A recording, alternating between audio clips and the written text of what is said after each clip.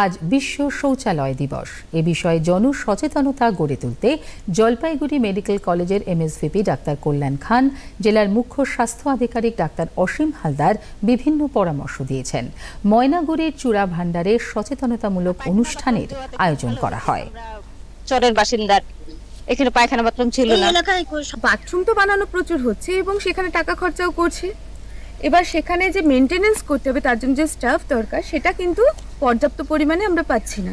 শৌচালয় দিবস, অল শৌচালয় দিবস, সেটাকে সাধারণভাবে যাতে জনসাধারণ সচেতন হয় সেই জন্য আমাদের প্রত্যেকটা সাব সেন্টার ওয়াইজ সেখানে যে আমাদের জমায়েত হয় তাদেরকে জাস্ট 2-4 কথা বলা আর কি স্বাস্থ্য সচেতনতা সম্বন্ধে।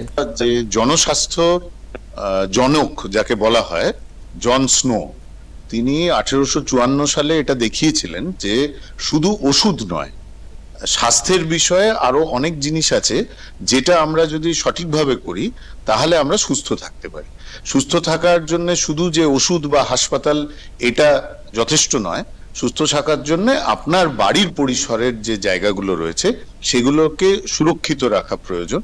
এবং এই শতাব্দীর শুরু থেকেই যার জন্য ইউনাইটেড নেশনস আমাদের এই বিশ্ব যে শৌচালয় বা শৌচাগার দিবস সেইটা পালন করে আসছে।